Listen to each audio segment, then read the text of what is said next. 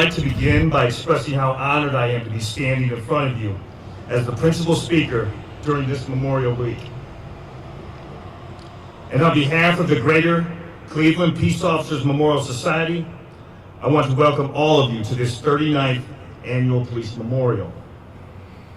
It's at this time that all of us, as a law enforcement community, gather to remember the officers we have lost, not only this year, but in years past.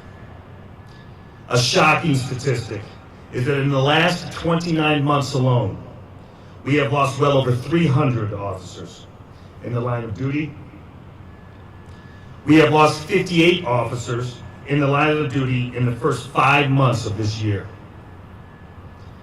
And one of them, as you know, was one of our own, Euclid Police Officer Jacob Derbin. Officer Derbin was 23 years old and engaged to be married when he was ambushed, shot, and killed after only 10 months on the Euclid Police Department. And let's be clear, Officer Derbin did not die as a result of some mistake that he made. It's dangerous out there. Of the 58 officers who have made the ultimate sacrifice so far this year, the average time on their respective departments was over 12 years. These men and women did not succumb to rookie mistakes. Their job is dangerous by description: to serve and protect. To do that, police officers must risk their lives. Before I continue, I would like to ask for a few moments of silence so that we can all remember and keep a place in our hearts for all of the police officers who have been killed in the line of duty, past and present, and especially for Officer Derbin, who was gunned down only days ago.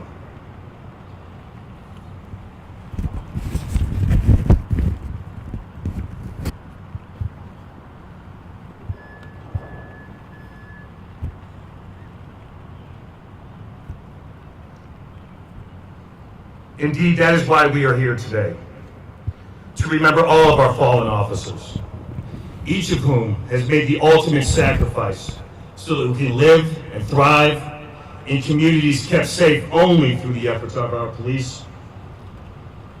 Now, we have come to a time in our society when there is a shortage of men and women who want to accept the challenge that a career in law enforcement offers.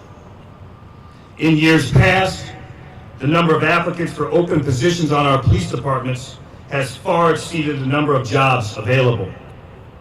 In larger cities, there have been as many as several hundred applicants, competing only for a few dozen coveted positions. Now, many of our law enforcement agencies are short-staffed, barely able to fill a shift or to allow for vacations, days off, or illnesses that occur in the department. Why is this? I'll tell you why. It's because we don't spend enough time doing what we are doing right here, right now. Showing our appreciation for what police officers do for us. How can we show our appreciation? I'll tell you how. We can thank them by paying them what it is worth for them to risk their lives for our sake. We can thank them by providing them with the equipment they need to do their job safely and effectively. We can thank them by holding them up as the heroes they are. So the community at large recognizes that police officers are to be esteemed on a level equal to other professionals in our community. We can thank them by standing up to those in our community who express unfounded criticisms of our police, who advocate defunding them. We can thank them by answering critics who want the laws in their community strictly enforced, yet refuse to assist law enforcement, even when their own calls for service bring police officers to their neighborhoods, and even when their assistance to police will create no risk to themselves. Above all, we can thank our officers to a great extent simply by expressing our gratitude for their service and by letting them know that they are in our thoughts. Though remembering our fallen officers is what today is for, I would ask you to keep our police officers in your thoughts every day.